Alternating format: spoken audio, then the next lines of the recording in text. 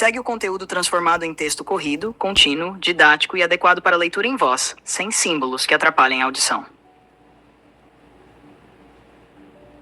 Na microbiologia, ao estudar os organismos do reino Monera, é importante compreender suas características gerais.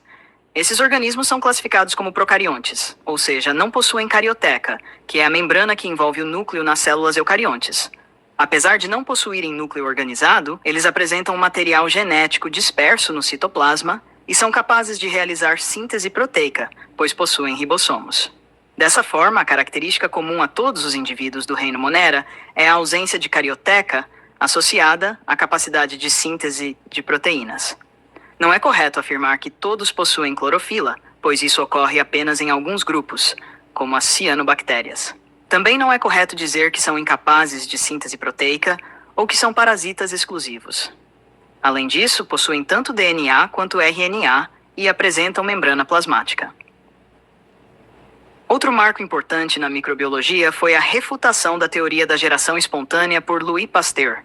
Essa teoria defendia que os seres vivos poderiam surgir espontaneamente a partir de matéria não viva. Pasteur demonstrou, por meio de um experimento com frascos de pescoço de cisne, que isso não ocorria.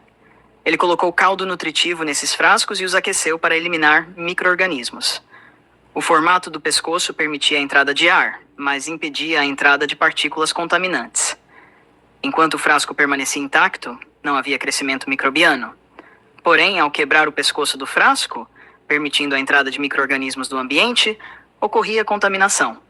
Com isso, Pasteur comprovou que os micro-organismos não surgem espontaneamente, mas sim a partir de outros micro-organismos já existentes.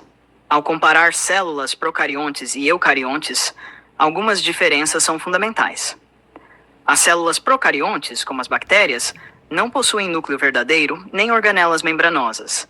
Seu DNA fica disperso no citoplasma e sua estrutura é mais simples.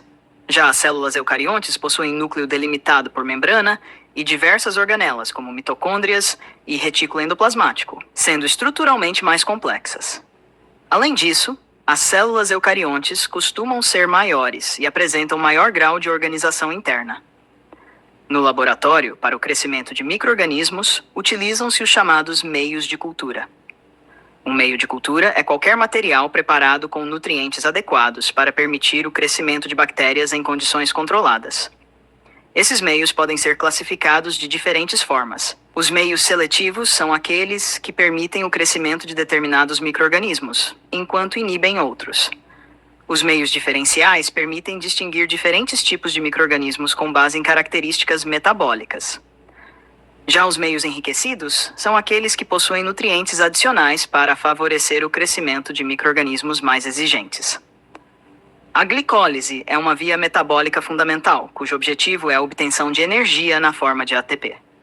Nesse processo, a glicose, que possui 6 carbonos, é quebrada em 2 moléculas menores chamadas piruvato, cada uma com 3 carbonos.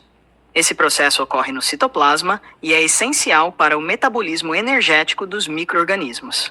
O crescimento microbiano ocorre em fases bem definidas. A primeira fase é a fase de adaptação, também chamada de fase lag, na qual as bactérias ainda não estão se multiplicando, mas se preparando para o novo ambiente. Em seguida, ocorre a fase exponencial, em que há crescimento rápido e multiplicação intensa.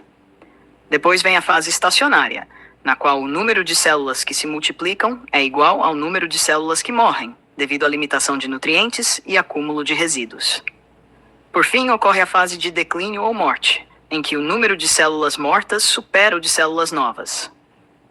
Para controlar o crescimento de micro-organismos, existem diversos métodos de controle microbiano.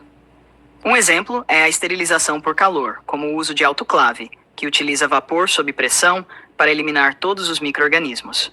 Também existem métodos químicos, como o uso de desinfetantes, e métodos físicos, como a radiação. É importante diferenciar esterilização de desinfecção. A esterilização é o processo que elimina todos os micro-organismos, incluindo formas resistentes como os esporos. Já a desinfecção reduz significativamente o número de micro-organismos, mas não garante a eliminação total, especialmente dos esporos. Portanto, a esterilização é um processo mais completo e rigoroso do que a desinfecção.